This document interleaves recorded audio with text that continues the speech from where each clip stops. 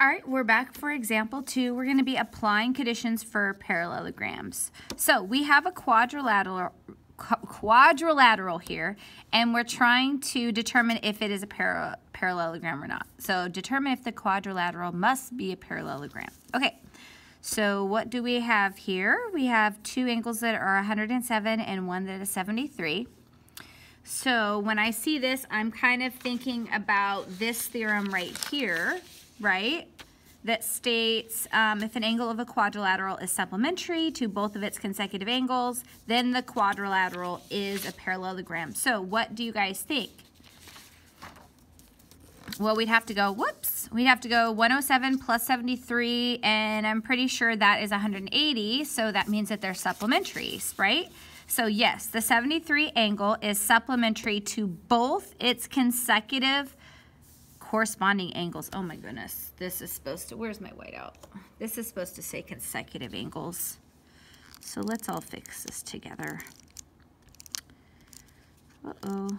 Oh man, this whiteout is not working very well today. Okay. No problem. Stick. Okay, that fixed it. So both its consecutive angles. Oh my. Oh my. Okay, by the theorem 634, the quadrilateral is a parallelogram. So this is a parallelogram. Okay, let's look at 2b. 2b or not 2b? Okay, so we're going to determine if this quadrilateral must be a parallelogram. Okay, so what do we see? We see that it looks like there's one pair of opposite angles, right, that are congruent. But I think, what do you guys think? Is it a parallelogram or not? If we look here, we need two pairs of opposite angles for it to be a parallelogram. So I'm going to say no. One pair of opposite angles are congruent. The other pair is not. So the conditions for a parallelogram are not met. So we don't know that this is a parallelogram. This is not at this point with this information here. Okay, let's move on to the next one. Check it out, example 2a. So I want you to try these on your own, 2a and 2b. Okay, where's my friend? Here's my friend, the pause dragon, reminding you to pause your device. Go ahead and work out these two problems. When you get done, press play and we'll talk about them together. All right, see you in a bit. Bye. I mean, not bye, just see you in a bit. Okay. Let's see how you did on this, check it out, example 2a. It says, determine if the quadrilateral must be a parallelogram. So when I look at this, this is interesting, right? We have one opposite pair of angles, but then we have this thing, and it's not quite the whole thing.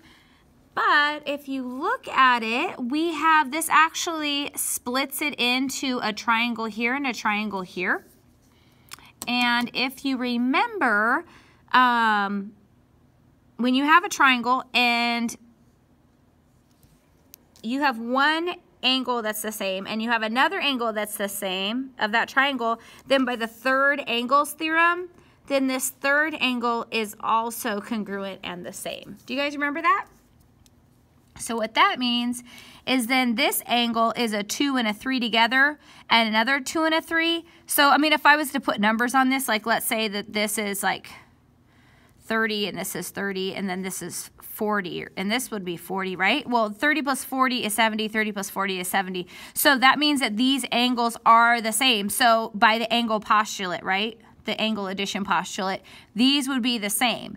And so we have one pair of opposite angles and this pair of opposite angles, even though it's split into two, it's split up into two equal parts. So these are actually the same too. So then it would be a parallelogram by this theorem right here. The quadrilateral with opposite angles congruent, then it's a parallelogram. So I would say yes. I'm kind of cheating here. Yes, the diagonals of the quadrilateral form two triangles. Two angles of one triangle are congruent to two angles of the other triangle. So the third pair of angles are congruent by the third angles theorem. All right? So So both pairs of opposite angles of the quadrilateral are congruent. So by theorem 633, the quadrilateral is a parallelogram. Woohoo! Okay, on to the next one. 2B. Determine if each quadrilateral must be a parallelogram.